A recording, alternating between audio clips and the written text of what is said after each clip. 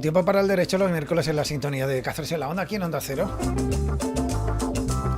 Se sienta a la mesa un abogado. Bueno, hoy dos. Tres. Uy, ¿cómo está esto?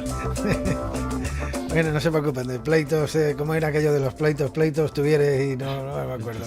Algunos pleitos... Tengas y los ganes. Eso es, ¿no? Daniel López Vivas, de López Vivas Abogados, ¿qué tal? ¿Cómo estás? Buenas tardes. Buenas tardes, Vicente. Bueno. Seguimos contando 5, 6, 7, 8 abogados. No, 3, ¿no? Traeremos ¿Sí? los que hagan falta, no hay problema. Porque tu compañero ya es abogado o está Sí. en vías de... O sea, Es sí, abogado. ¿no? Entonces Tres. ¿Cómo está él? Átense los machos, que vamos a hablar de derecho. Bueno, hoy nos vamos a quedar con uno de estos casos que ya saltó a los medios de comunicación, muchas veces mediáticos. En este caso, además, por una característica, porque ocurre además un poco en el entorno rural y porque aquello, según lo ibas leyendo, tú ibas leyendo cada vez el caso, cada vez se enfangaba más, cada vez era más extraño, ¿no? Es el tema del asesinato de un candidato del Partido Popular en la Sierra de Gata, ¿no? Pues sí, efectivamente vamos a hablar de este tema que le ha llamado la prensa, como tú dices, el asesinato del candidato y el juicio que ha habido por la muerte de Juan Carlos Marcos, que fue asesinado, según los hechos probados de la sentencia, del 13 al 14 de mayo de 2011, cuando se dirigía caminando desde Robledillo de Gata a Descarga María. Y es que se le ha dado tanta relevancia mediática a esos hechos porque se produjeron en mitad de la campaña electoral a las elecciones municipales y autonómicas de ese año y la víctima iba en las listas de Robledillo de Gata.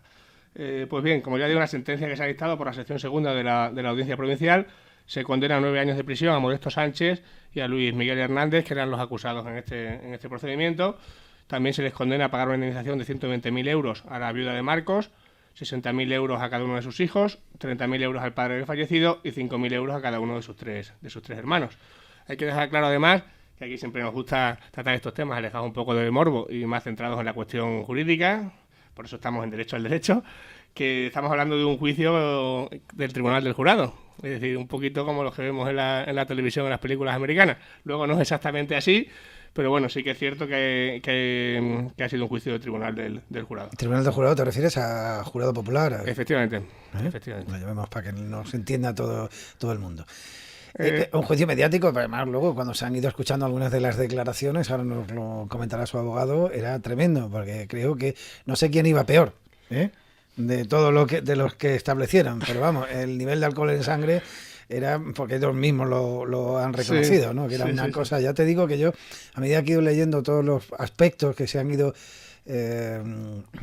haciendo públicos en el juicio, me echaba la mano a la cabeza, decía, madre mía, sobre todo quien conoce la zona, quien conoce esa pequeña carretera de Descarga María a Robledillo de Gata, que es una carretera muy estrechita, muchas curvas, y lo que pudo pasar allí es mejor que ahora lo que ha señalado el juicio, ¿eh? Creo que ha sido ya... Pues la sí. sentencia es firme, creo, ¿no? No, la sentencia se va a firme, recurrir, ¿no? por lo que nos cuentan, pero bueno, tenemos aquí a Abel Martín, que ha sido el abogado de la familia del fallecido, para que nos explique todos los pormenores del procedimiento. Buenas tardes, Abel. Muy buenos días a todos. Encantado de saludarte, Abel. Bueno, pues juicio mediático, ¿no? Como decíamos, ¿no? Muy mediático. Sí, evidentemente es un asunto de relevancia social y además por parte de los medios se le ha dado especial significación y los detalles del mismo pues evidentemente despiertan la atención pública, como así. Por lo que tiene que eran, digamos, 3 personas vinculadas a la política local y porque tenían una relación y porque había unas elecciones de por medio y porque de repente ocurre lo que ocurre, ¿no? Que es por la sentencia un asesinato, vamos. Sí, todo transcurre en el día de reflexión de las elecciones locales del año 2011. Entonces, pues evidentemente eran de un mismo partido político y saltó a la prensa y evidentemente tuvo su trascendencia. Hay que entender, porque, bueno, tú también vienes del mundo rural y sabes lo que es y que es un pueblo de 400 y pico habitantes, o menos, ¿no? Sí, incluso creo que menos. ¿sabes? Sierra de Gata, la orografía... Sí, Robledillo de Gata, es un pueblo museo casi, ¿no? Ahora por el tema del turismo, pero... Pues sí. Pero claro, que ocurra esto entre 3 personas, no sé si se terminará aclarando qué ocurrió o no qué ocurrió, si lo sabremos alguna vez, aunque el juicio ya te deje un poco claro que los hechos fueron los hechos, ¿no? Sí, los hechos probados han sido categóricamente determinados por un jurado popular. A ver, centrándonos un poco en el procedimiento, tú cuando estábamos hablando para preparar el programa me has comentado que este juicio ha sido un poco de CSI, es decir, que ha habido muchísima prueba pericial en ese sentido. Sí, yo lo calificaría así de CSI porque hemos visto que se parte de de un hecho concreto, una persona que aparece tumbada en la carretera a las 6 de la mañana y no se sabe nada. De hecho, va la Guardia Civil, un testigo presencial que parece ser que iba de caza y se encuentra una persona tumbada en la carretera sin vida.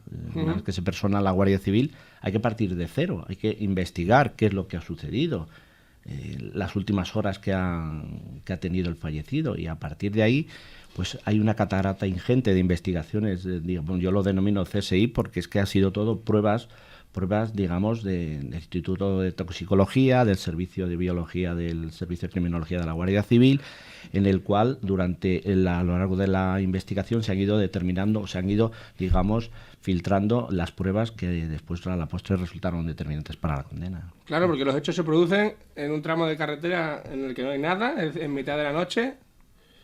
Sí, aparece un cadáver en una posición de cúbito promo, es decir, boca abajo, tumbado justamente en perpendicular al eje principal de la carretera, en el cual pues simplemente en principio parecía que podía ser un accidente de tráfico. Y un atropello, ¿no? Que es lo que quiso decir la defensa. En principio todos los indicios, pero claro, evidentemente cuando llegan los técnicos de la materia, en este caso en tráfico de la Guardia Civil de Plasencia, pues determinan que no podíamos estar ante un atropello al uso, primero porque se encontraron en un escenario limpio, y cuando dicen los técnicos un escenario limpio, es que ante un arrollamiento, un atropello, pues siempre hay alguna huella, ¿no? Alguna huella, algún roce, alguna fricción, frenazos del coche, restos de infraestructura del vehículo, y además cuando se atropella a velocidades incluso inferiores a 50 kilómetros por hora, siempre queda, digamos, restos biológicos en la vía. Pero allí partíamos de que no existía nada, simplemente existía de un cadáver y un DNI, un móvil, que estaban, digamos, en un radio de acción de unos 2 metros, y nada. Entonces la investigación partió de cero. Decía lo del atropello porque creo que además fue la Guardia Civil de las últimas intervenciones en la que dijo que incluso podrían haberlo pasado más de una vez arriba y abajo, ¿no? En el coche. Bueno, eso ya lo veremos un poquito más adelante si queréis, pero sí, en principio había sido no un atropello, sino la causa de la muerte se determinó que era un aplastamiento de la caja, de la caja torácica. Entonces, pero que no se correspondía con un accidente al uso, como evidentemente sucede. Estamos hablando de que para que haya un aplastamiento de la caja torácica, la víctima tiene que estar tumbada boca arriba en la carretera. Es la única hipótesis posible, ¿verdad? Sí, a través de las pruebas periciales que se determinaron, parece ser que fue un hecho indubitado, es decir, que no crea ningún tipo de duda, es que la víctima se hallaba tirada en la carretera en posición de cúbito supino, es decir, boca arriba, y que posteriormente al menos una de las ruedas pasó por encima de él, lo que le produjo una rotura de la caja torácica, la explosión del hígado y la rotura de la aorta, que fue la que determinó el fallecimiento, según el informe de autopsia. Sí, quería saber un poco si al final se ha determinado si fue intencionado o no intencionado. El kit de la cuestión del jurado era determinar si esto fue un hecho doloso, intencionado, es decir, se provocó la muerte pasando con un vehículo por encima, o si se trataba de un accidente de tráfico. En este caso, la acusación que este letrado defendió daba 2 opciones: o que hubiese intencionado o que hubiese sido un hecho imprudente. Y al parecer la acusación que el Ministerio Fiscal también desde el principio sostuvo, al igual que esta representación y la de nuestro estimado compañero, entendíamos que podía ser un homicidio doloso. ¿Por qué? Pues porque, como decían los informes de la Guardia Civil, el informe del equipo del subsector de tráfico era determinante, es decir, tendría que ser el atropello o arrollamiento tuvo que ser a tan escasa velocidad, es que o bien se hizo desde parado o a una velocidad irrisoria, es decir, que perfectamente tenía que haber sido visto la persona que estuvo tirada en condiciones normales. En condiciones normales. Quiero decir, porque algunos de ellos se declaraba, llevaban, no sé, eran 17 copas o algo de eso. O sea, que decir que es que el alcohol que había en medio y tal, aunque vayas a 50, yo qué sé, es que no debes ni ver la carretera, vamos. Sí, pero no sé. Es que según la reconstrucción que hizo el subsector de tráfico, la posición en el que estaba el cadáver y desde la que debió partir el vehículo tuvo que ser digamos, partiendo de cero. Entonces, claro, eso es lo que en las conclusiones finales la Guardia Civil determinó, que no estábamos en un hecho imprudente, sino un hecho doloso, y que a la postre resultó confirmado por el veredicto popular. Que hubo un encuentro antes que ellos, que a lo mejor incluso se pararon o hablaron o alguna cosa. No está después de la discusión, qué sé yo. No se ha llegado a determinar. Simplemente lo que ha quedado, digamos, científicamente probado es que el, digamos, atropellamiento o arrollamiento se produjo a una velocidad escasísima. Y cuando digo escasísima es de 0 a 10 o parado, como incluso manifestó la Guardia Civil. No se sabe si hablaron, pero sí es cierto y está probado que horas antes habían estado en el mismo bar en Robledillo. Sí, los tres implicados, en este caso el fallecido y los dos acusados, o condenados, mejor dicho ya, habían participado en sendos mítines del Partido Popular en la campaña electoral. Y de hecho el último habían coincidido todos en un bar de la localidad de Robledillo de Gata. Mítines en pueblos que ya digo, a lo mejor van 20 personas, 30 personas, que estamos hablando de entornos donde hay 300, 400. ¿Sabes? Sí, ¿no? se conocerían todos perfectamente. Y que habían estado de copas después, ¿no? No sé cómo terminaron todo el mundo así, pero aquello terminó como el Rosario y la Aurora, ¿no? Sí, no, desde luego el resultado fue penoso, pero en fin. Sí. Lo que no me ha quedado claro, yo tengo la oportunidad de leer la sentencia, es cuál es el móvil de este asesinato. O sea, ¿qué se ha hablado en el juicio de esto? Porque de verdad que no me ha quedado nada claro. Una de las bases de la defensa es que no existía móvil. No existía móvil, pero la sentencia da cumplida respuesta, en el sentido de decir que el móvil de matar a alguien es un elemento que pertenece, digamos, a lo más íntimo de una persona. Jamás lo vamos a poder saber. Entonces, aquí lo que se ha determinado por parte del jurado popular, aunque no se pudiera esclarecer cuál es el móvil, pero sí que los hechos han sido categóricos y los hechos han sido debidamente probados a través del informe fundamentalmente de la Guardia Civil. Pero no se ha podido establecer, ¿no? Le han preguntado a ellos, ¿pero qué ha pasado? Bueno, ellos lo niegan, ¿no? Claro, en todo momento han negado que... No, los acusados decían que era un atropello casual, un accidente de tráfico, ¿verdad? Bueno, la línea de defensa de los acusados ha sido zigzagueante, es decir, ha evolucionado. Así, nos encontramos con que, pues como decía inicialmente, aparece un cadáver en una carretera. La Guardia Civil, en este caso la Policía Judicial de Coria, intenta reconstruir, digamos, cuáles han sido las últimas horas del fallecido. Es donde se determina que estuvo, digamos, en un lugar hasta las 4:30, tomando algunas consumiciones con los dos acusados.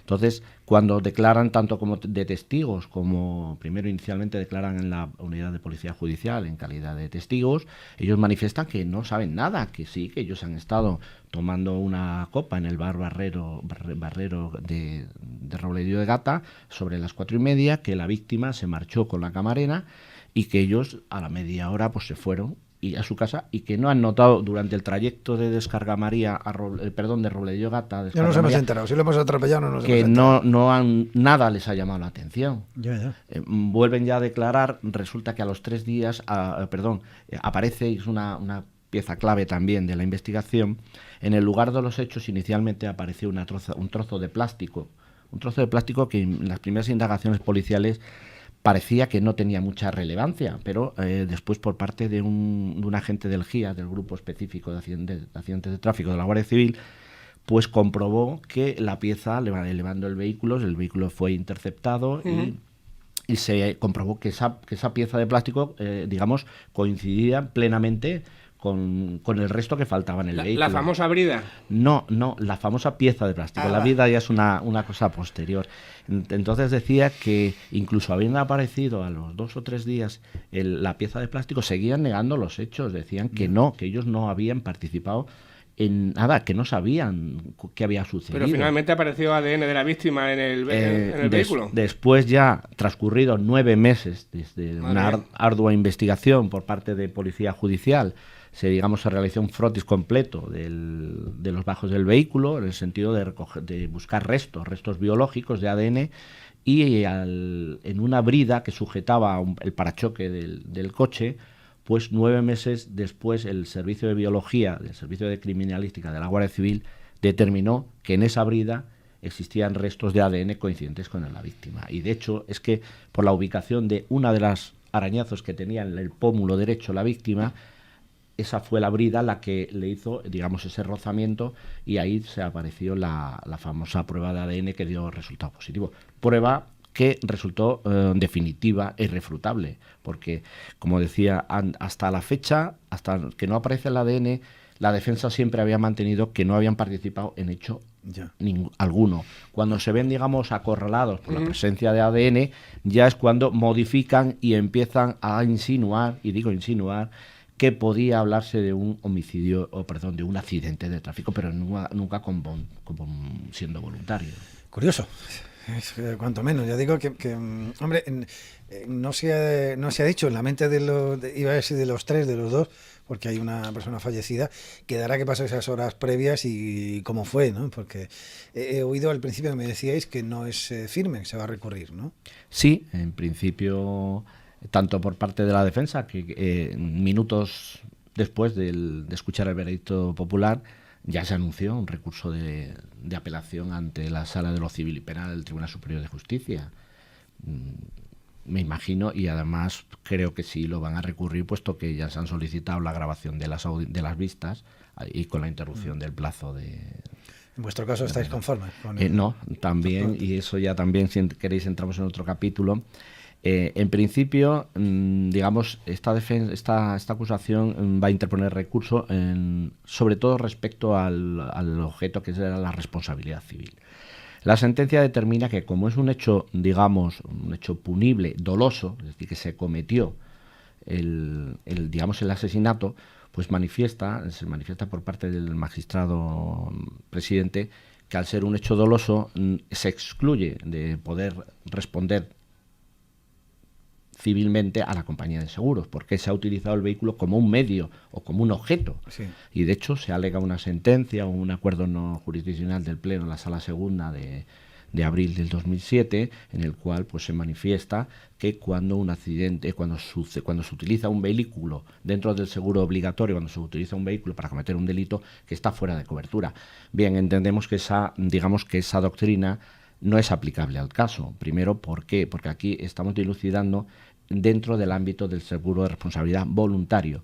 Después hay bastantes más sentencias posteriores al 2007, en el 2011, en el 2013, la más reciente, en el cual se determina que cuando estamos hablando del seguro de responsabilidad voluntario, cubre incluso el hecho doloso, quedando la posibilidad de la compañía después de repercutir o reclamar las cantidades que hayan abonado a los perjudicados. Pero que, digamos, esa excepción del dolo no lo es oponible, en todo caso, a la víctima, porque nos encontraríamos ante una situación injusta. Es decir, si no responde, que no responderán, porque las indemnizaciones son, creo recordar, de 220. Sí, muy elevadas, las he comentado yo antes, sí. Pues creo que no van a poder afrontar los acusados y deberían ser la compañía. Ese va a ser el objeto de nuestro recurso. En este caso, simplemente económico, el recurso que vais a presentar. Sí, fundamentalmente. En el tema de la responsabilidad penal, pues ya el magistrado presidente ya dictó la sentencia, 9 años de prisión.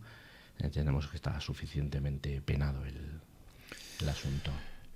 Ya para acabar, Abel, puesto que se trata de un juicio conjurado, que aquí en España son poquitos los que suceden, me gustaría que nos comentaras un poquito cuáles son las peculiaridades de ese sistema, porque los oyentes estarán acostumbrados a verlos en las series, en las películas americanas, pero aquí en España la verdad es que los juicios conjurados son muy poquitos. ¿Qué peculiaridades, qué cuestiones principales tiene este tipo de juicios? Evidentemente son juicios escasos porque no se lleva mucho. Yo, en mi vida profesional de 25 años, pues he llevado 3 o 4, no he llevado más. Es un juicio, digamos, en principio se parte como una especie de copia de lo que sucede en Estados Unidos, pero que después en la práctica realidad no es así. Tiene tintes, por ejemplo, le explico, pues la deposición que se hizo por parte de los médicos forenses en el sentido de ser muy didácticos, en la exposición por parte de los peritos, que se les permitía levantarse. Bueno, todo eso a los letrados en absoluto, no se corresponde con la realidad. Pero bien es cierto que da cierto dinamismo a la hora de preguntar a los peritos, de preguntar a los acusados, a los testigos, que es un poco más amplio que lo que es en los procedimientos de profesionales. Bien sea claro, estamos hablando de que los miembros del jurado no pueden tener conocimiento jurídico, es decir, son gente, digamos, de la calle. El jurado se selecciona a través, en principio hay una selección, en principio creo que no lo sabréis, pero en principio se determinan una serie de listas de jurados para cada 2 años de la Audiencia Provincial, que se elige en base al censo electoral. Creo recordar que son unos 200, que tienen, digamos, durante 2 años a cualquier procedimiento judicial. Y después eso no lo conocemos los ciudadanos, ¿no? O sea, que no está, lo mismo estamos en una lista, pero no, o te lo comunican. Es que se comunica a la gente al principio cuando es elegida por el periodo de 2 años, pero la gente no le da importancia porque dice, bueno, entre 200, difícil que me toque a mí. La sorpresa se la dan cuando le llega una citación judicial diciendo que han sido seleccionados para este procedimiento en la Audiencia Provincial. Ahí se abre un periodo de excusas, pues empieza a decir gente, oye, que yo no veo, que no sé leer, que tengo más de 65 años. Después se hace una criba dentro del procedimiento para que queden 20, y el día del inicio del comienzo de las sesiones, de esos 20 se tienen que elegir 9 son jurados, los que conforman el jurado. Y 2 suplentes, y esos 9 son los que van a conformar definitivamente el jurado. Bueno, pues lo tengo que dejar aquí. Que muchísimas gracias por venir. Estaremos atentos un poco de la resolución cuando ya sea la definitiva, pues la sentencia, que todavía no lo es, como nos ha explicado Dani, habéis explicado bien vosotros. Muchísimas gracias. Muchas gracias a vosotros. Gracias. Daniel López, muchas gracias, como siempre. Nos vemos el miércoles que viene. Aquí estaremos. Hasta luego. LópezVivasabogados.com, como siempre, ahí pueden escuchar el programa. Gracias a los dos. Hasta luego. Adiós.